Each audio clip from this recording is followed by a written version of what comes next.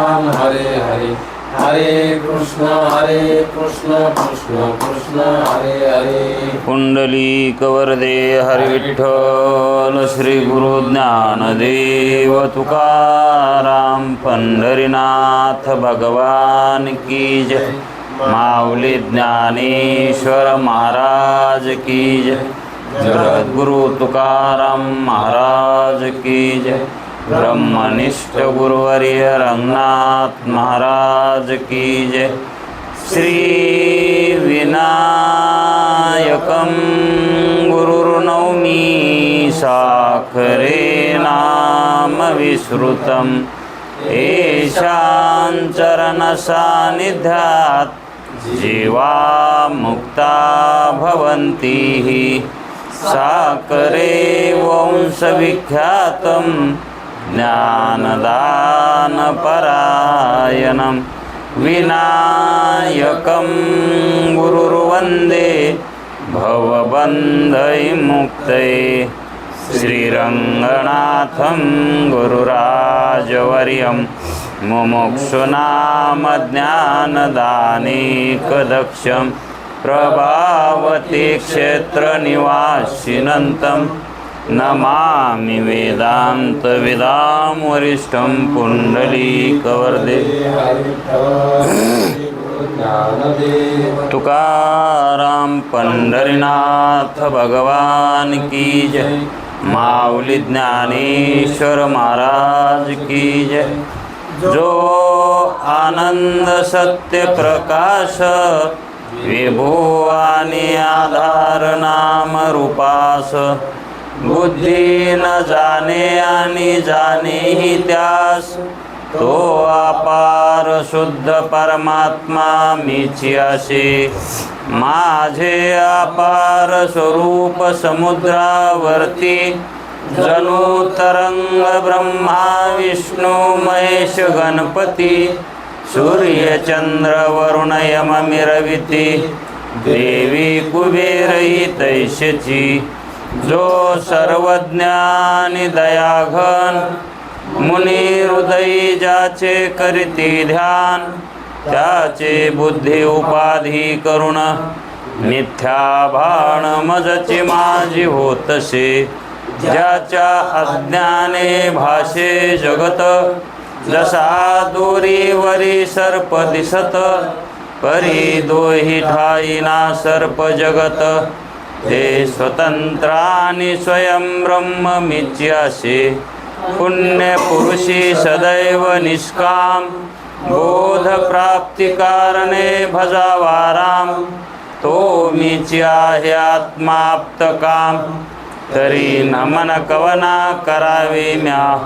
दयाचे केलिया स्मरण सकल विद्येचे होय अधिकरण। तेची वंदू श्रीचरण श्री गुरूंचे हे नमस्कारो आता। चला विचार सागर तरंग 6वा परिच्छेद 46वा। मोक्षाचे साधन कर्म नाही। मोक्षाचे साधन कर्म नाही तर मग मोक्षाचं साधन काय?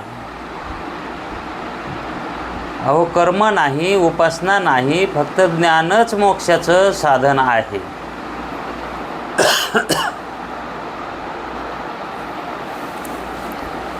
आणि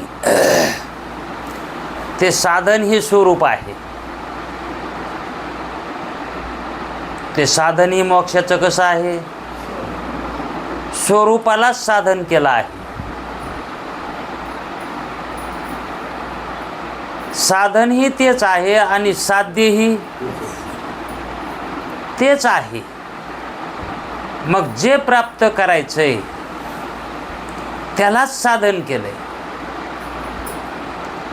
काय प्राप्त करायचंय? ज्ञान। कशाचं? आत्म्याचं।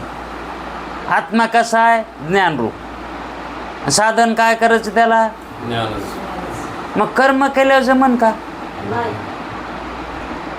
कारण आत्मा कसा आहे? ज्ञान मग साधन बी त्याला त्याच्यासारखंच लागन ना. मग कर्म एक साधन सांगितलंय, उपासना एक साधन सांगितलंय, योग एक साधन सांगितलंय. नाना साधनाच्या केल्या खटापटा, त्या नुसत्या खटपटाच येतात नाना साधनाच्या. पण त्याच्यातून दुसराच उपयोग होतो आणि जे आपल्याला पाहिजे ते त्यानं मिळत नाही. त्यानं मिळत असन पण दुसरं काहीतरी मिळत असन. आत्मज्ञान नाही मिळत, आत्मा नाही मिळत, स्वरूपाची प्राप्ती नाही होणार. मग वारकरी संप्रदायामध्ये कर्मही सांगतात, उपासनाही सांगतात. असं का सांगतात तो मग? कारण वारकरी संप्रदायानं पूर्वमीमांसेलाही जवळ केलेलं आहे. ती साधनं कशाची आहेत? पूर्वमीमांसेची आहे. उत्तर मीमांसेची ती साधनं उत्तर मीमांसाचं साधन काय आहे? ज्ञान आहे केवळ. आणि पूर्वमीमांसामध्ये सत्कर्म, उपासना, नाना प्रकारचं काही करा. मग ते पूर्वमीमांसामध्ये जाते. मग जप करा, तप करा, अनुष्ठान करा, गंगेच्या स्नानाला जा, अभिषेक करा, सत्यनारायण करा. हे सगळे साधनं कशात मोडतात? पूर्वमीमांसेमध्ये, आहे का नाही? प्राथमिक शाळेमध्ये, आहे का नाही? पण मुमुक्षू आता मॅट्रिक पास झाला आहे. मुमुक्षू कसा आहे का नाही? आता त्याला पदवीधराचं शिक्षण पाहिजे. मग त्याला पाटी घ्यायची का? लेखन. मग पाटी लेखन हे प्राथमिकमध्ये असतं.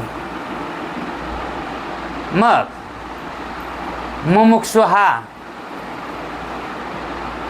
अंतकरणाने शुद्ध आहे, अंतकरणाने शुद्ध आहे. त्याला अंतकरण शुद्ध करायची गरज आहे का? नाही. म्हणलं कर्म उपासनेने अंतकरण शुद्ध होतं ना, होतं ना. कोण नाही म्हणतं. पण ज्याचं झालेलं नाही त्याचं होईल का? झालेल्याचं बी, आहे का नाही? मग मुमुक्षु हा अंतकरणानं शुद्ध झालेला आहे. केवळ त्याला मोक्षाची इच्छा आहे. त्याला फक्त मोक्षाची इच्छा आहे. मग मोक्ष प्राप्तीसाठी मुमुक्षुनं काय करावं? तर जे मोक्ष प्राप्तीसाठी साधन आहे तेच साधन त्यांनी अंगीकारावं. आणि मग तेच मुमुक्षुला सांगितलं असेल ना शास्त्रानं, तेच अंगीकार म्हणून. मग शास्त्र कर्म कर कसा म्हणेल मग मुमुक्षुला? म्हणून ज्ञान हेच एक मार्ग सांगतंय शास्त्र. पण कुणाला सांगतंय? मुमुक्षुला सांगत आहे, साधकाला सांगत आहे. ज्याला मोक्षाची तीव्र इच्छा झाली आहे अशा मुमुक्षुला वेदांत शास्त्र आत्मप्राप्तीचं साधन ज्ञान आहे, बाकी दुसरं काही नाही. म्हणून ज्ञान साधनही आहे आणि साध्यही आहे. तसं नाम साधनही आहे आणि साध्यही आहे. नाम म्हणजेच ज्ञान, आहे का नाही? मग नाम ज्ञानेश्वर महाराजांनी हरिपाठामध्ये हरी मुखे म्हणा, हरी मुखे म्हणा, पुण्याची गणना कोण करी? मग त्या ठिकाणी कोणतं साधन सांगायले? ते नाम सांगायले. मग ते नाम साधन त्यांनी सांगितलेलं ते कोण्या कक्षेत बसतं? कारण नाम आणि नामी यांचा अभेद जर केला, वेदांत शास्त्रामध्ये अभेदच आहे नाम आणि नामीचा. जसं ह्या देहाचा आणि देहाच्या नामाचा भेद आहे का? आहे का नाही? त्या देहाला पाहूनच ते नाम घ्यावं लागतंय, आहे का नाही? आणि ते नाम घेतलं तर त्या देहाचा मनुष्य आठवतो, जे नाम घेतलं, म्हणून त्या दोन्हीचा आभेद आहे का नाही? तसा नाम आणि नामीचा आभेद आहे. मग जे नाम आहे ते नाम कुणाचं आहे? नामीचं आहे. आणि नामी कोण आहे? नामी जो आहे तो नामी कोण आहे? आत्मा आहे नामी. मग ते जे नाम आहे ठेवलेलं, आता देह एक आहे आणि आत्मा एक आहे का नाही? आणि त्या दोन्हीमधला आत्मा तो नामी आहे का तो देह तो नामी आहे? आत्मा नामी आहे का नाही? मग ते नामदेश जे ठेवलेलं आहे ते देहाचं आहे का त्या नामीचं आहे? देहाचं आहे म्हणावं तर देह आव म्हणतंय का? ऐकू कोणाला जातं? आहे का नाही? मग ते नाम जे आहे ते नामीचंच आहे, ते देहाचं नाही. हा, नाव कवा ठेवलेलं आहे? ते देहाला जन्माला ठेवलेलं, ते देहाचं थोडंच नाव आहे ते, आहे का नाही? म्हणून नाम आणि नामीचा आभेदच असतो, आहे का नाही? पण आमचा अहंकार देहावर असल्यामुळं आम्हाला नाम देहाचं वाटतंय आणि नामीही तेच वाटतो, नामी सुद्धा देहच वाटतो. म्हणून ती भ्रांती आहे.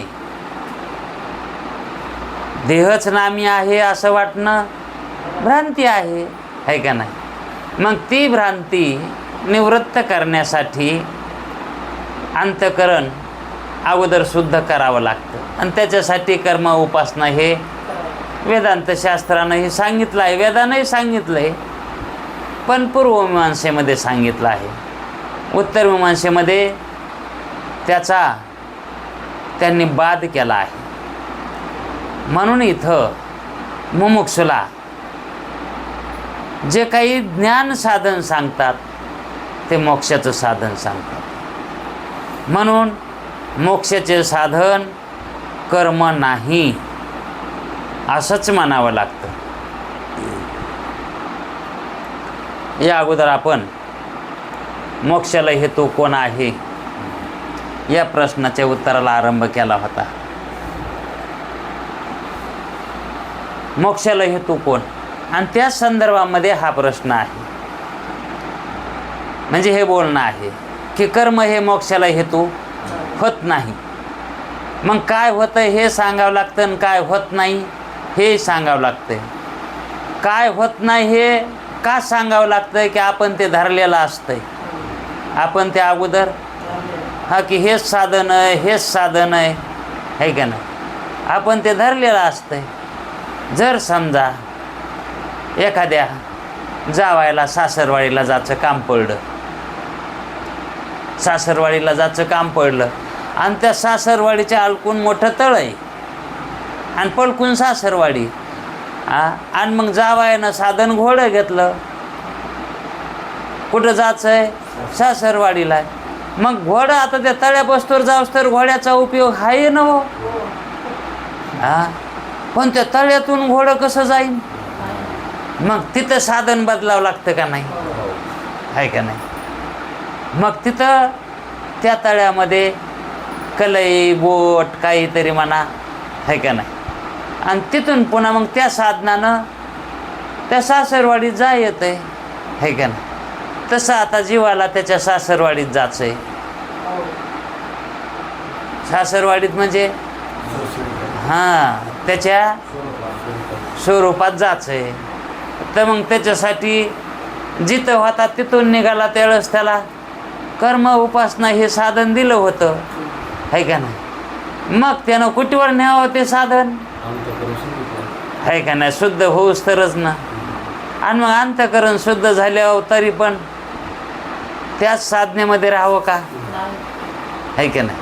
म्हणून साधन बदलून जे गंतव्यस्थानाला तिथपर्यंत नेऊन पोचवील असं साधन बाळगावं लागतं. मग आत्मा कसा आहे? पारमार्थिक सत्तेतला आहे. मग त्याला साधनसुद्धा पारमार्थिक सत्तेतलंच लागन, व्यावहारिक सत्तेतलं चालतं का? आहे का नाही? कारण जमिनीवर चालणारे प्राणी वेगळे आहेत आणि पाण्यामध्ये चालणारे प्राणी साधनं वेगळी आहेत. आहे का नाही? आता पाण्यातल्या माशाला पाय आहेत का? देवाने काय दिलंय त्याला? आहे का नाही? कारण तिथं चालण्याची काही आवश्यकताच नाही. आहे का नाही? म्हणून तर माशाला पाय नाहीत ना. मग तिथं पंख दिलेत त्याला. आहे का नाही? मग तसं आता मुमुक्षुला, मुमुक्षू कुठे आला? आता जवळ आलाय तो. कशाच्या? आत्म्याच्या. आणि त्याला तीव्र इच्छा आहे. मग त्याला कर्माची इच्छा होईल का? कर्म करावेत म्हणून. म्हणून तो कर्माला त्यागून ज्ञान श्रवणालाच प्रवृत्तीमध्ये तो जास्त मत देईल. ज्ञान साधनेच्या प्रवृत्तीमध्येच त्याची इच्छा होईल का नाही? म्हणून मुमुक्षुनं ज्ञानालाच प्राधान्य द्यावं आणि देतही असतो. मुमुक्षू ज्ञानालाच प्राधान्य देत असतो. कारण त्याचं आता आत्म्याशी ऐक्य होणं हे अत्यंत जवळ आलेलं आहे मुमुक्षूचं. म्हणून तो मागलच्या कर्माला, साधनाला धरील का तो? आहे का नाही? सासरवाडी जवळ आली मग तो विचार करेल का त्या घोड्याचा? तो कलईतून उतरून घरीच जाणार आहे. नावेतून उतरून कुठे जाईल? तसं नंतर ते मूळचे जे साधन होते त्यांना सार्थकता द्यावी बाबा, त्याला निरर्थकता देऊ नये. धन्यवाद द्यावा त्याला. धन्यवाद आम्हाला तळ्यापर्यंत आणण्यासाठी. हे का नाही? पण नंतर त्यांचा स्वीकार नाही म्हणून त्यांच्या ठिकाणी दुराचार करायचा का? दुराचार करू नये. सदाचार करायचा नसेल तर करू नये, पण दुराचार करू नये. है का नाही? मग इथं तेच सांगतात की मोक्षाला हेतू कोण आहे? तर मोक्षाला हेतू ज्ञानच म्हणून सांगितलंय. कर्म आणि उपासना नाही असंच सांगितलंय. पण नंतर कुणाला अशी शंका येईल की कर्म कसं काय नाही, उपासना कसं काय नाही? हे तर वेदानं सांगितलंय. पण ते कसं सांगितलंय ते कळावं लागतंय. केव्हा सांगितलंय ते कळावं लागतंय. का म्हणून सांगितलंय तेही कळावं लागतंय. है का नाही? म्हणून आत्म्याच्या अज्ञानाने भासणारा बंध आणि त्याचे कारण. बंध कशामुळं भासायला आहे? आत्म्याच्या अज्ञानामुळं. है का नाही? आणि मग त्याचे कारण आत्मज्ञानात, आत्मज्ञान स्वरूपाचे अज्ञान. हे सर्व अज्ञानाचेच निवृत्ती होते. आत्मज्ञानानेच निवृत्ती होते. कशाची?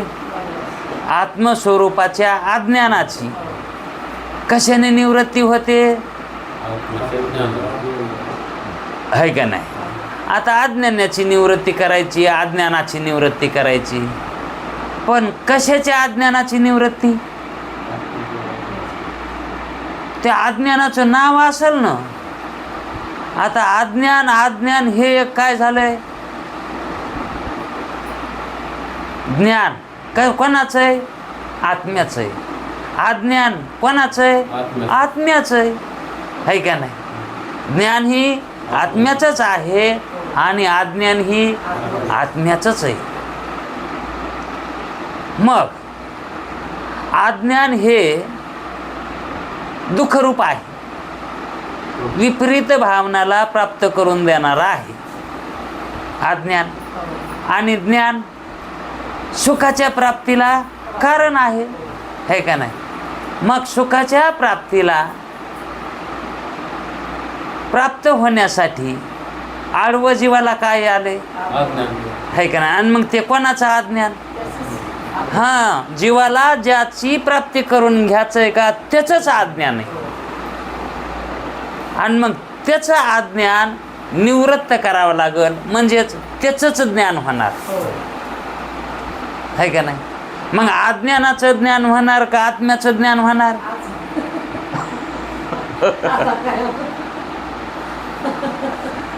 ज्ञान होय अज्ञानाशी, ऐसावर ज्या टिकेशी. ज्ञान कोणाला होतंय अज्ञानाला होते. का अज्ञानाचं होतंय? अज्ञानाला. अज्ञानाला होतंय, है का नाही? आणि त्या अज्ञानाला अज्ञान कशाचं आहे? ज्ञान असं. आत्म्याचंच आहे ना, है का नाही? आणि मग त्या अज्ञानाला होईल ते ज्ञान, है का नाही? मग त्याला जे अज्ञान आहे ते अज्ञानाचं नाही, आत्म्याचं अज्ञान आहे, है का नाही? मग ज्ञान अज्ञानाचं करून घ्यायचं आहे का? ज्ञान जे करून घ्यायचंय ते कशाचं घ्यायचंय? आत्म्याचं घ्यायचंय. आत्म्याचं ज्ञान करून घेतल्यावर अज्ञान जाते, कारण ते आत्म्याचं अज्ञान झालेलं आहे. अज्ञान कशाचं झालंय? आत्म्याचं. आणि मग ज्ञान कशाचं करून घ्यायचंय? आत्म्याचंच. हां, त्या आत्म्याच्या ठिकाणी ज्ञान झाल्यावर ज्ञान आणि अज्ञान हे विरोधी धर्म आहेत, म्हणून ते अज्ञान तिथं राहतच नाही. अज्ञान तिथं राहतच नाही ना, है का नाही? मग आत्म्याचं ज्ञान झाल्यावर अज्ञान न राहता तिथं ज्ञानच राहतं, आत्म्याच्या ठिकाणी ज्ञानच राहतं. मग ते ज्ञान आत्म्याच्या ठिकाणी सदोदित राहण्यासाठी काय करावं? कर्म, उपासना. मग त्या ठिकाणी ते ज्ञानच तिथं सांभाळीत बसावं लागतं. ज्ञानच तदाकार वृत्ती ठेवावी लागते. वृत्ती ज्ञानाकारातच, आत्मकारच, है का नाही? तिथं दुसरं साधन करायचं, त्यालाच म्हणतात तत्वम पदार्थ शोधन. ते तत्व पदार्थाचं शोधन त्या वृत्तीनं व्हावं, म्हणजे त्या वृत्तीचं लक्ष सारं त्या याच्यावरच असावं, आत्मस्वरूपावरच असावं. की आत्म्याचं जे लक्षण सांगितलंय कसं? सतरूप आहे. हां, आत्माच सतरूप आहे. चिद्रूप, आत्माच चिद्रूप, म्हणजे ज्ञानरूप आत्माच आहे. आनंदरूप, आत्माच आनंदरूप आहे, है का नाही? आणि तो आत्मा माझ्यापासून वेगळा, है का नाही? मग मी कसा आहे? ते आत्मस्वरूपवानच आहे, है का नाही? मग ते आत्मा कसा आहे? ज्ञानरूप आहे, म्हणून मी ज्ञानरूपच आहे. आणि कोण्या साधनेने आपण तिथपर्यंत गेलोत? मग ज्ञान या साधनेने गेलो, है का नाही? म्हणून ज्ञान हेच आत्मप्राप्तीचं साधन आहे. त्याच्याशिवाय त्या साधनाविना दुसरं साधनच नाही.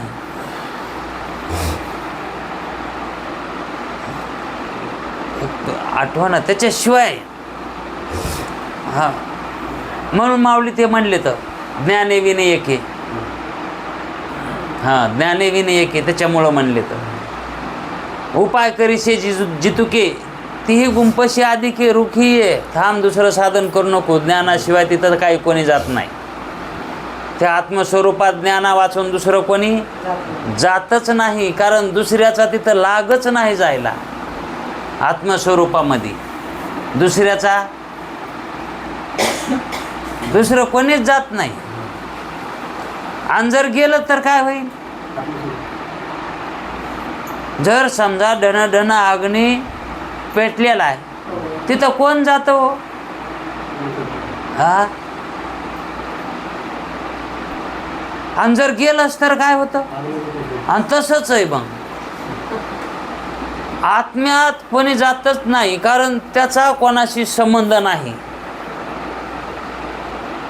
आत्म्याचा आणि दुसऱ्या कोणाशीच संबंध नाही. म्हणजे दुसऱ्याचा त्याच्याशी संबंध नाही आणि त्याचा बी दुसऱ्याची कोणाशी संबंध नाही. म्हणजे आत्माही कोणाला जाणीत नाही आणि आत्म्यालाही कोणी जाणीत नाही. आणि जर जाणायला गेले तर ते आत्मस्वरूपच होतं. देव पावयाशी गेलो गेलो हा पुन्हा आलो का? नाही. देवाची होऊनी ठेलो आहे का नाही. तू का पंढरीशी गेला नाही गेला असं नाही, गेला हा पण पुन्हा वापस आला का? याचा अर्थ काय धरायचा, काय करायचा आता याचा अर्थ? तो का पंढरीशी गेला हा नाही म्हणले वाऱ्या करायला जात होते तुकाराम महाराज, वारी होती त्याची. पण ते इथं याच्यामध्ये म्हणतात ते वापस आला नाही म्हणालेत ना. मग ही कोणची वारी आहे? ही वार करणारी वारी आहे. ही वारी कशी आहे? मग ती वारकऱ्याची वारी आहे खरी. ती वारी वारकऱ्याची आहे. महागारी येणं हे वारकऱ्याची वारी नाही. हा महागारी घेणं, महागारी ही वारकऱ्याची वारी नाहीच, ती वाऱ्याकऱ्याची वारी. हा आणखी एक दुसरं प्रमाण होतो.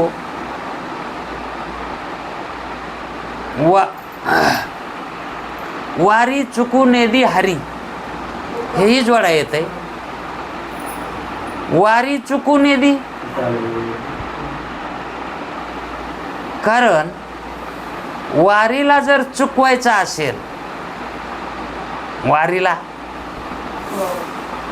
चुकवायचं असेल, चुकू नेदी म्हणले, चुकू देऊ नको है का नाही. मग वारीतून वापस आल्यावर चूक नाही का वारीतून वापस नाही येणं न चूक नाही? हे न चूक नाही है का नाही. आणि जर वारीतून वापस आला तर चुकला का नाही? कोणाला? हरीला है का नाही. आणि मग तुकाराम महाराज म्हणतात मै वारी चुकू देऊ नको, लय वाऱ्या चुकायल्यात रे, कवर वाऱ्या करू हा. मै वारी चुकू देऊ नको ना. आता चूक घडायली म्हणून हा वापस यावं लागायले. मग तू चुकू देऊ नको ना. म्हणजे मला तू काय कर, स्वीकार कर माझा, मला आता वापस जाऊ देऊ नको. म्हणजे आता मला तू पुन्हा जन्मात घालू नको ह्या वारीमध्ये. ही वारी चुकव है का नाही. चुकू देऊ नको म्हणजे याचा अर्थ काय करायचा? मग जन्माला घालू नको असा अर्थ करावा लागतो है का नाही. वारी चुकू नेदी हरी, वारीमध्ये चूक होऊ देऊ नको. कारण वारीत चूक जर घडली तर पुन्हा जन्माला यावं लागतंय. म्हणून ती वारी आपली त्याला इंग्रजीमध्ये सक्सेसफुल म्हणते. सक्सेसफुल हा म्हणजे पुन्हा जन्म हा जीवाला घडू नये अशी जीवानं जर इच्छा केली तर हरी काय करतो? त्याची इच्छा पूर्ण करतो. पण तशी जीवानं इच्छा करावी ना है का नाही. पण जीव करतो का तशी इच्छा? आणि कर्म करतो, कर्म तर करतो ते, पण इच्छा तशी करीत नाही. मग त्या कर्माची इच्छा काय आहे? त्याची सकाम कर्माची, काहीतरी सांसारिक कर्माची इच्छा आहे का नाही. त्याच्या उपयोगाच्या कर्माची इच्छा आहे त्याला. ते कर्म केले तर त्याचा काहीतरी आपणाला उपयोग व्हावा असं कर्माची ते इच्छा करतं. पण अशा निवृत्तीमध्ये जे त्याची प्रवृत्ती व्हावी, निवृत्तीमध्ये प्रवृत्ती व्हावी अशी इच्छा करत नाहीत है का नाही. म्हणून त्याला फल हे प्राप्त होत नाही है का नाही. म्हणून त्यांना कर्म सांगितले, अंतकरण शुद्ध कर. पण मोक्षाचं साधन कर्म तर नाहीच मग कर्माचे फल मोक्ष आहे, कर्माचे फल मोक्ष आहे असे म्हटलं तर काय होईल? जर कर्माचं फल मोक्ष मानलं तर त्या कर्मापासून कोणता मोक्ष मिळेल? जो ज्ञानानं मोक्ष मिळतो तसा मोक्ष मिळेल का? मग काहीतरी मिळेलच ना. हा, पण तसा मोक्ष मिळेल का जे ज्ञानानं मिळणार आहे? हा, तसा मोक्ष नाही. म्हणले आम्हाला खरेदी करायचे, खरेदी करायचंय. खरेदी तर करायची ना, काय ना काहीतरी खरेदी करायचंय ना. मग कुंभाराच्या इथं जाऊन झाकणी, खोल्या, बोळकं, काय रांजण परळ काय घेतलं, खरेदी केलं. कुठं जाऊन केलं? कुंभाराच्या इथं जाऊन केलं, आहे का नाही? आणि सोनाराच्या इथं जाऊन खरेदी केलं. त्या खरेदीमध्ये, सोनाराच्या इथल्या वस्तूच्या खरेदीमध्ये कुंभाराच्या इथल्या खरेदीमध्ये फरक भेद तर येईलच की नाही?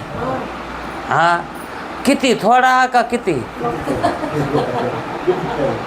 तसा कर्मामध्ये, कर्माच्या फलामध्ये आणि ज्ञानाच्या फलामध्ये इतका भेद आहे का नाही?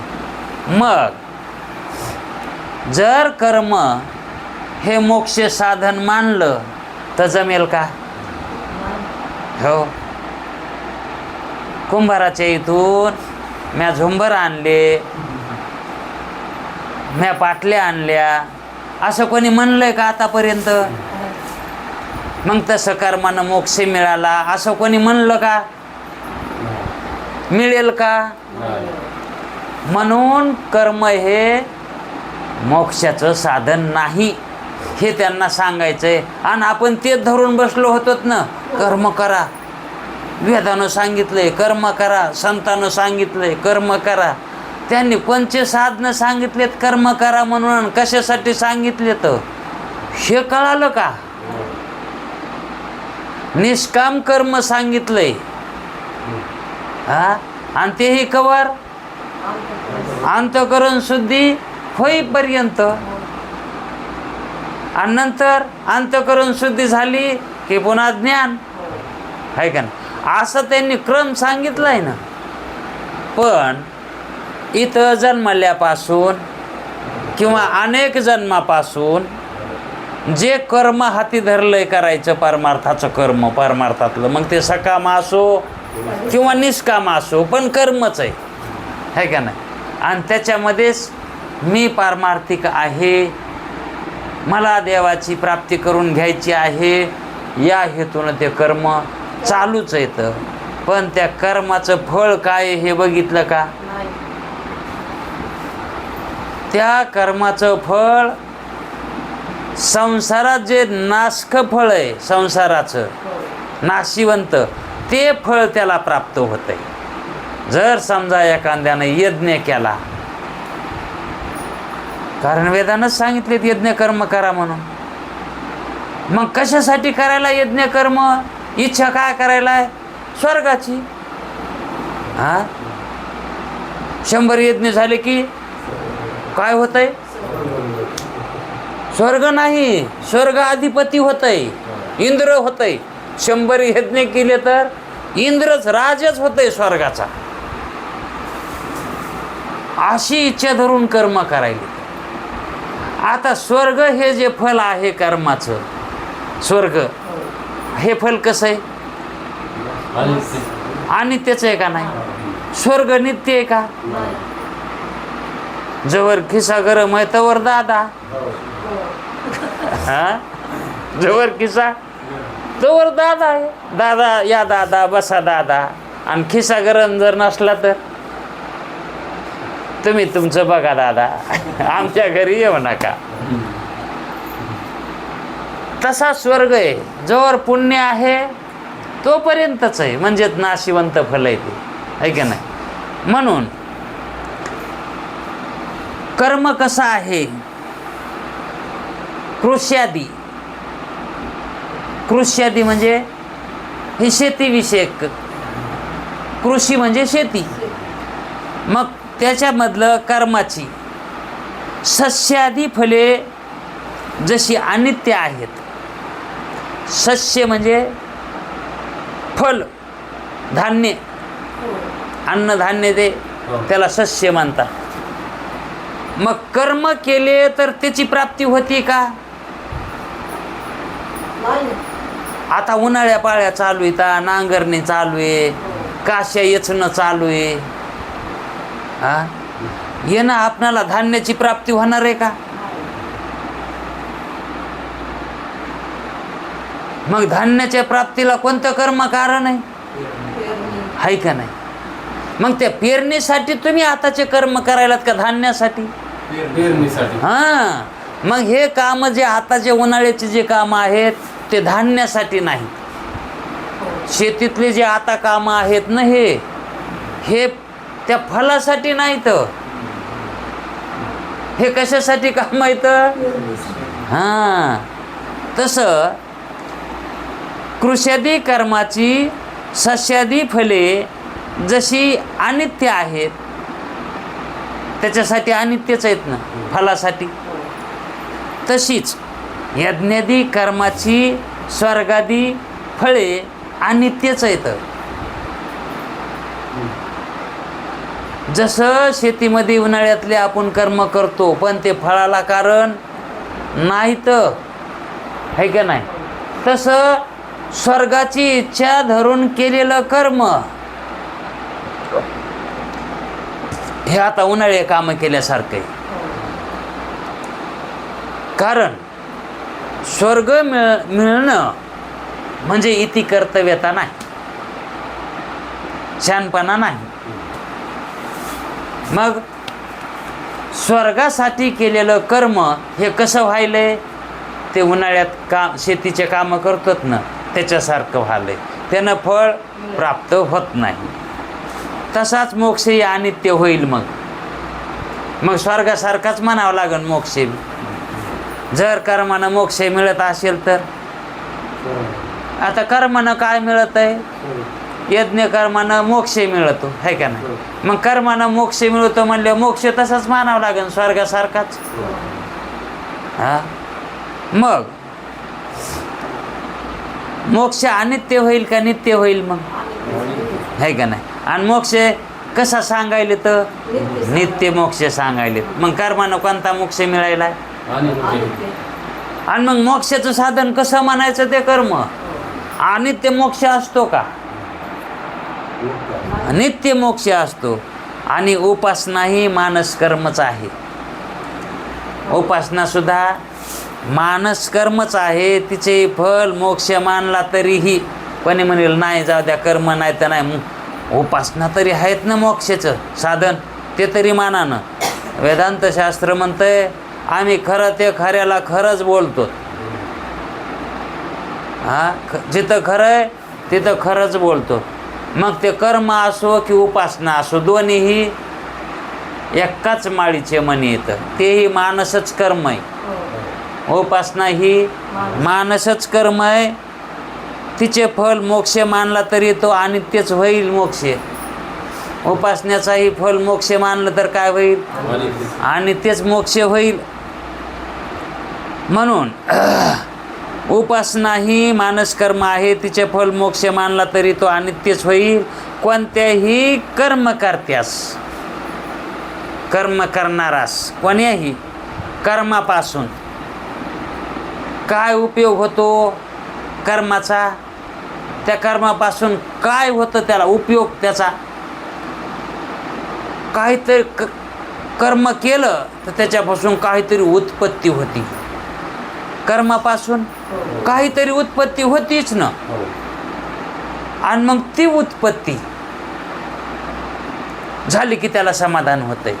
पण ती झालेली उत्पत्ती ही चिरकाल टिकणारी असते का? आणि तिचा नाश झाला, हा, त्याच्याच हातानं होतंय त्या उत्पत्तीचा नाश. समजा आता कुंभारानं एखादं गाडगं तयार केलं, कशाने? कर्मानं. उत्पत्ती झाली ना गाडग्याची, आहे का नाही? पण त्याचाच ढाका लागला त्याला. तर ते दाडगं फुटतही आहे का नाही. मग आता ते एक सहजासहजी झालं आहे का नाही. म्हणजे जी उत्पत्ती झाली त्याचा नाश आहे का नाही. पण काही काही असेही कर्म करावे लागतात की नाशासाठी बी कर्म करावे लागतात, नाश करण्यासाठी. आता आपण कापस फवारतो, हे कर्मच आहे ना. याचं फल काय आहे? जंतूचा नाश आहे का नाही, जीवजंतूचा नाश. आणि त्याच्यामध्ये आपण आपला फायदा मानायलो कशात? नाशात आहे का नाही. मग नाशासाठी बी कर्म करावं लागते का नाही, उत्पत्तीसाठी बी. मग कर्माचा उपयोग कशात व्हायलाय? उत्पत्तीमध्ये. म्हणजे कर्म कोणाचा, कशाच्या कामाचं आहे? मोक्षाच्या कामाचं आहे का कर्म? उत्पत्तीच्या कामाचं आहे का नाही, नाशाच्या कामाचं आहे. आणि प्राप्तीच्या, प्राप्ती त्यानं कर्मानं काय होत आहे? प्राप्ती होत आहे ना, आहे का नाही. आता चलत गेलं तर पाटी गवसती, प्राप्तीसाठी ना पाटीची मोटर गवसली. तसं प्राप्ती हे कर्माचं काय साधन आहे. म्हणजे कर्मापासून ते त्याच्या उपयोगाचं ते कर्म आहे. कर्मातून तो उपयोग होतो जीवाला त्याचा, पण त्यानं मोक्ष कसा होईल? म्हणून त्यामध्ये उत्पत्ती, नाश आणि प्राप्ती ह्या उपयोगाचं कर्म आहे का नाही. आणखी विकार करायचा असला तरीही त्या कर्मापासूनच विकारही होतो. कर्म केले तर विकार करता येतो, आहे का नाही. म्हणजे विकार करण्यासाठी ही कर्म करावे लागतात. म्हणजे कर्माचं फल विकार आहे. कर्माचं फल काय आहे? मोक्ष कसा होईल? आहे का नाही. किंवा विकार रूप फल आहे का नाही. कर्मापासून जे काय फल मिळतं ते विकार रूप मिळतं. म्हणजे विकारच मिळतो ना, आहे का नाही. एखाद्याला कर्म करायचंय, विकार म्हणजे विकार झाला पाहिजे असं कर्म करायचंय. मग एखादी बाई काय करते? चांगल्या दुधामध्ये इरजण टाकते. मग त्याच्यात काय होणार ते? मग ते कर्म कशासाठी करावं लागले? कारण त्याला विकार पाहिजे जीवाला, त्याच्यात विकार घडवायचा आहे. मग विकार घडविण्यासाठी कर्म कामा यायले. तर कर्म म्हणजे कर्माचं काम काय आहे? विकार घडविणे, आहे का नाही. प्राप्ती करून देणे, नाश करणे, उत्पत्ती करणे हे त्या कर्माचं काम आहे. मोक्ष प्राप्त करून देणे हे कर्माचं काम नाही. आणि संस्कार ही कर्मानंच घडतात. संस्कार ही एखाद्याला समजा कपडे शिवायचे शिकायचे, त्याला ते कपडे शिवायचे संस्कार घ्यावाच लागते ना. मग त्याला ते शिकायचं जावंच लागेल, त्यावेळेस तिथं कर्म करावंच लागते ना. तेव्हा ते संस्कार त्याला घडते. आणि पुन्हा त्याला आपण मग त्या कपडे शिवता येते ना. पुन्हा शिकायची गरज आहे का त्याला? ते संस्कार घडते ना, आहे का नाही. एखाद्याला गीतेचा अध्याय रोज म्हणायला लावला, ते संस्कार घडले, पुन्हा तो मुखपाठ मुखोद्गत म्हणतो, आहे का नाही. मग त्या कर्माचं फळ काय? हे संस्कार. ज्ञान आहे का? हां, संस्कार हे ज्ञान आहे का? मग संस्कार ज्ञान नाही. संस्कार कशाचे व्हायले? तर अनित्य वस्तूचे संस्कार व्हायले. तर विकार कशाचा व्हायलाय? अनित्य वस्तूत व्हायलाय. प्राप्ती कशाची व्हायली? अनित्य वस्तूचीच व्हायली. नाश अनित्याचाच, उत्पत्ती बी. आणि याच्या कामाचं कर्म आहे. हे सगळं कशानं होतंय? कर्मानं होतंय. अशा लायकीचं कर्म आहे. कर्माची लायकी कशी आहे? हां, कर्माची लायकी आता लायकीच काढावं लागेल ना त्याची. कशाच्या लायकीचं आहे कर्म? तर ह्या कर्माच्या फलाच्या लायकीचं आहे. त्याच्यापासून काय होतंय? उत्पत्ती होती, नाश होतो, प्राप्ती होती, विकार होतो आणि संस्कार होतो. कर्माचे हे काम आहेत. कर्माचे हे काम आहेत. काम आहेत म्हणजे कर्मात हे फल आहे. कर्माचं हे फल आहे का नाही. म्हणजे ह्या उपयोगाचं कर्म आहे. असा 5 प्रकारचा उपयोग होतो कर्मानं. संस्कार 2 प्रकारचे आहेत. आता संस्कार हे एक सांगितलं होतं ना त्याचं कर्माचं फल, पण ते 2 प्रकारचे कर्म आहेत, संस्कार आहेत.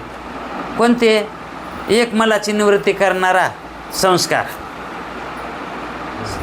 मला म्हणजे कर्म जर केले तर त्या ठिकाणी मलाची निवृत्ती, धुणं धुतलं तर मळ जातंय ना, मलाची निवृत्ती आहे का ना. मग संस्कार 2 प्रकारचे आहेत. एक मलाची निवृत्ती करणारा संस्कार आणि दुसरा गुणाची उत्पत्ती करणारा संस्कार. गुणाची उत्पत्ती होती ना, हे कर्मानं गुणाची उत्पत्ती होते. मुमुक्षुस या 5पैकी मुमुक्षुला, आता विषयावर आले ते, मुमुक्षुला ह्या 5पैकी कशाचा उपयोग आहे का? पाहिजे का त्याला ते? आणि मुमुक्षुला काय पाहिजे आहे का नाही? मुमुक्षुला मोक्ष पाहिजे, मोक्ष आहे का नाही? त्याला परमानंदाची प्राप्ती पाहिजे. मग ती परमानंदाची प्राप्ती त्याला त्याची इच्छा आहे. मुमुक्षुला परमानंद प्राप्तीची इच्छा आहे. मग ती इच्छा धरून जर कर्म केले तर त्याला ते प्राप्तीपर्यंत जाईल का? त्याने केलेल्या. मग जर त्याला कळालं की ह्या कर्मानं आपल्याला जी प्राप्ती पाहिजे ती प्राप्ती होणार नाही, तर मग तो त्याच्यामध्ये कशाला प्रवृत्त होईल? कर्मामध्ये कशाला प्रवृत्त होईल? म्हणून मुमुक्षुस या 5पैकी कशाचाही उपयोग नाही ह्या कर्माचा. म्हणजे हे 5 प्रकारचे कर्म आहेत, हे याच्यातल्या एकाही कर्माचा मुमुक्षुला उपयोग नाही. कारण मुमुक्षुची कर्म उपासनेने सर्व तयारी पूर्वीच होऊन बसलेली आहे. मुमुक्षुची अगोदरच तयारी झालेली. ते उदाहरण आठवलं, मोठं लगन होतं. आता मोठं लगन म्हणल्यावर तिथं तो का थोडी माणसं येते का? लाखानं माणसं येते ना मोठ्याचं लगन म्हणल्यावर, आहे का नाही? आणि मग एका चाट्यानं काय केलं? चाट्यानं म्हणले आता इथं लयच बकळ माणसं येणार, मोठ्याचं लगन आहे म्हणलं. मग तिथं त्यानं कापडाचं दुकान, त्या लग्नात आता लगन मंगल कार्यालयावर तिथं कापडाचं दुकान असतंय का? त्याला वाटलं आता इथं लय माणसं जमणार आहे, त्यांना आपलं तिथं लय खप होईल, म्हणून त्यानं तिथं दुकान टाकलं. कुठं? मग तिथं इकतेन का कपडे तिचे? तिथं का माणसं नाही तर का? आणि लग्नात का कपडे लागत नाहीत का? मग तिथं त्याचं दुकान नाही का? हा, आता प्रत्येकानं आयराची लग्ना दिवशी कशाला तयारी करते? ते आधीच करून ठेवते ना. हा, मग तिथं दुकान टाकलं, त्याचं दुकान चलन का तिथं? हा, तसं मुमुक्षुनं अगोदरच काय केलंय?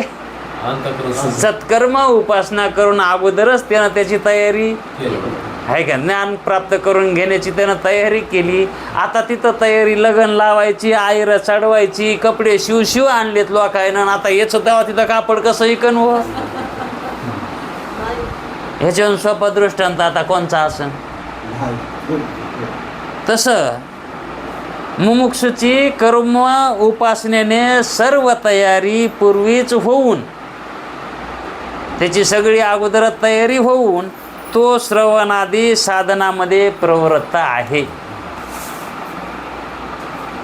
तो ज्ञान श्रवण का करायला आहे? तर त्याची अगोदरच अंतकरणाची शुद्धी त्याची झालेली आहे. मग तो त्या ठिकाणी अंतकरण शुद्धीचे कार्य कशाला करील? उपासना कशाला धरील? सत्कर्म कशाला करील? सांगितलंय वेदानं सत्कर्म उपासना करा, पण कोणाला करा? आता एखाद्या रोगासोबत माणूस जातच असतंय ना दवाखान्यात, आणि डॉक्टर सांगतंय की बाबा आंबट चिंबट तेलकट खाऊ नका. असं डॉक्टरानं सांगितलं, मग त्याच्याबरोबर संग जाणाऱ्यांना बी ते पाळाव का? नाही, डॉक्टरानं सांगितलंय ना. अरे त्याला सांगितलंय ना जसं दुखायलंय. मग ज्याचं अंतःकरण मलिन झालंय त्याला सांगितलं असं नाही वेदानं सत्कर्म उपासना कर म्हणून. आणि जे ना केलेले आहेत पूर्वजन्मामध्ये, या जन्मामध्ये केलेले आहेत, आणि आता श्रवणामध्ये तो प्रवृत्त झालाय, त्याला सत्कर्म उपासना वेद कशाला सांगन, है का नाही? तसं ज्ञान साधनामध्ये तो प्रवृत्त झालेला आहे, तो कर्म उपासनेमध्ये कशाला अडकन? जसा कुलाल कुंभार कर्माने घटाच्या उत्पत्तीचा उपयोग होतो.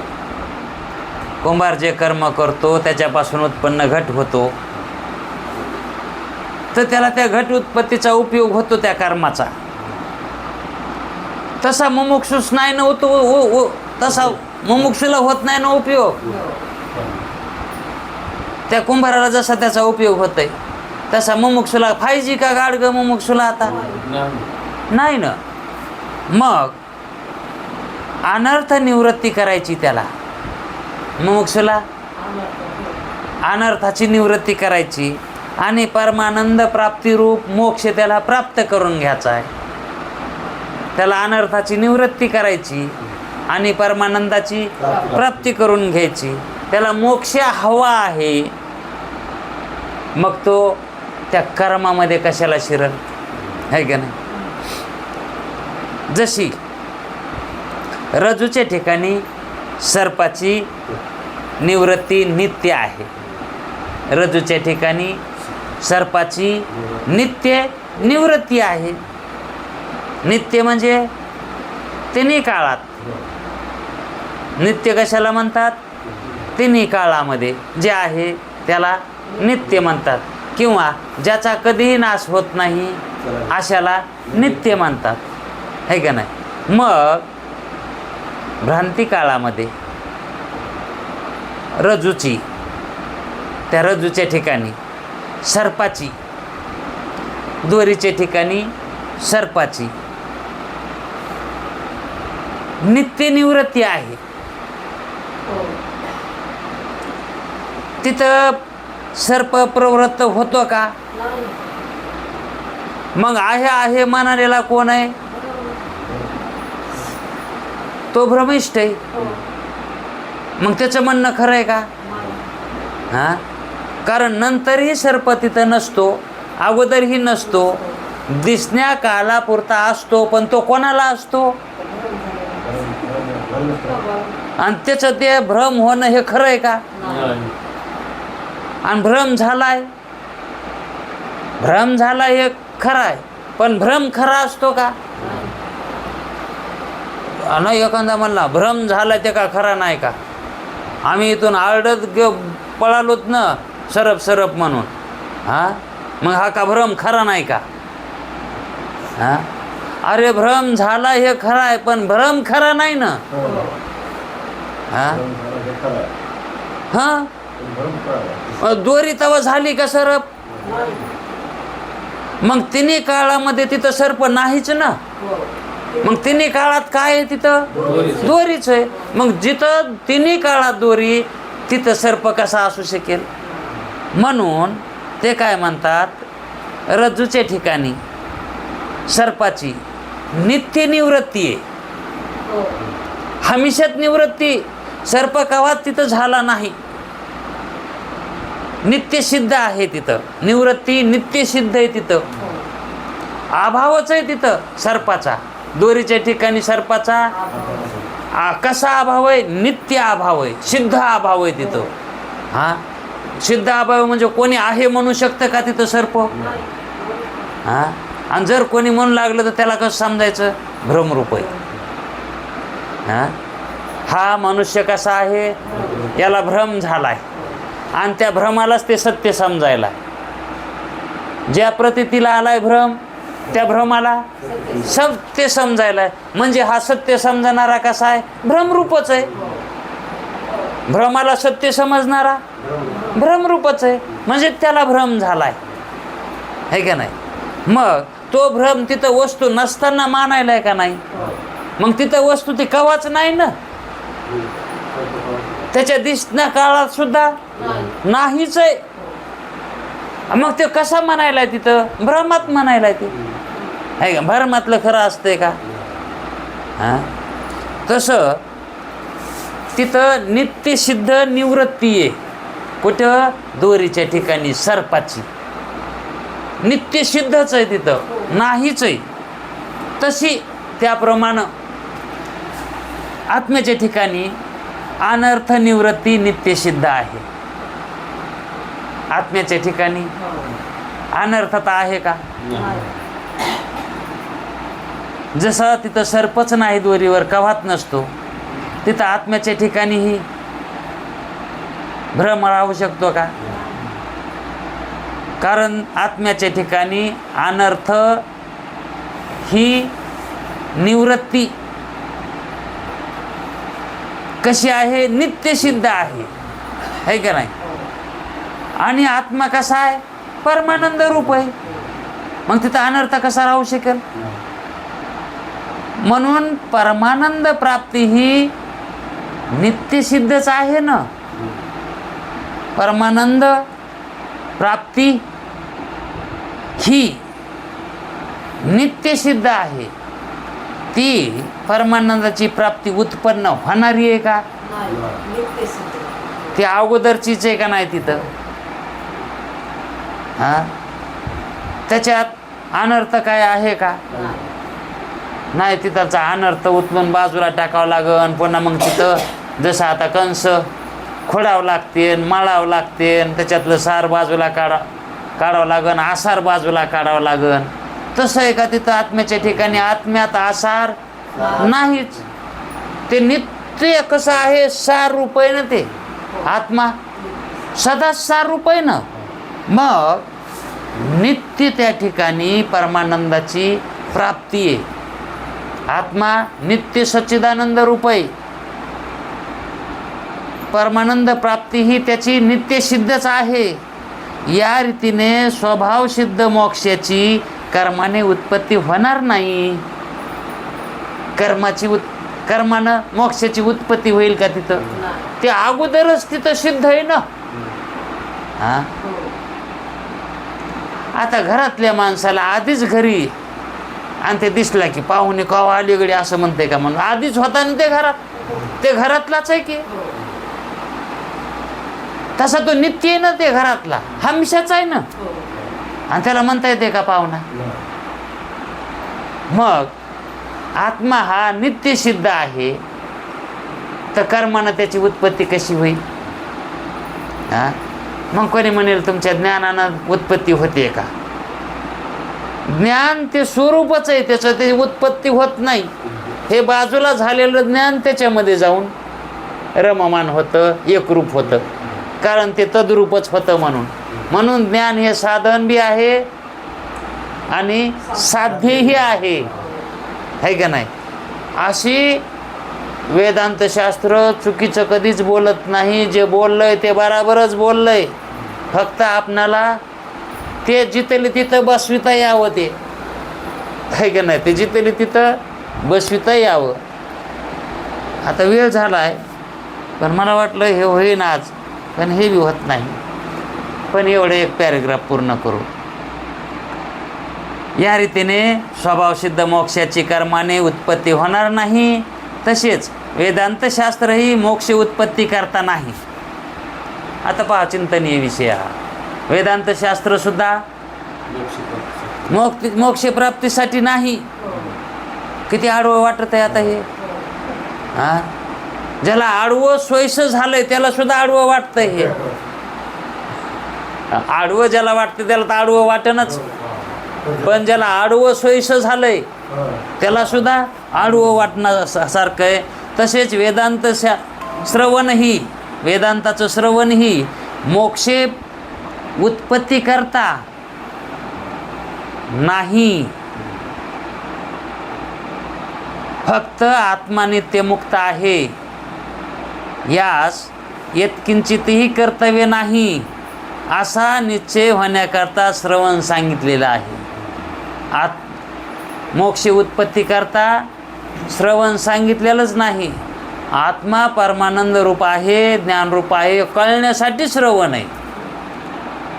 अशा निश्चयाने कर्तव्य भ्रांती निवृत्त होते. वेदांत श्रवण करूनही ज्याचा कर्तव्य प्रतीती होते त्यांनी तत्व जाणलंच नाही. वेदांत श्रवण करूनही ज्यांना कर्तव्य प्रतीती होते त्यांनी तत्व जाणलंच नाही असे निश्चयाने समजावे. म्हणजेच कर्तव्य काहीही नाही, शिल्लक उरतच नाही. कारण नित्य निवृत्त अनर्थाची निवृत्ती, अनर्थाची म्हणजे कोण्या अनर्थाची तर नित्य अनर्थाची निवृत्ती आणि नित्य परमानंदाची प्राप्ती हेच वेदांत श्रवणाचे फळ आहे. वेदांत श्रवणाचं फळ काय? निवृत्तीची, नित्य निवृत्तीची निवृत्ती आणि नित्य परमानंदाची प्राप्ती हे वेदांत श्रवणाचं फळ आहे असे सुरेश्वराचार्यांनी आपल्या नैष्कर्म्य सिद्धी ग्रंथामध्ये सांगितलेला आहे. पुढचा भाग उद्या पाहू. पुंडलिक वरदे.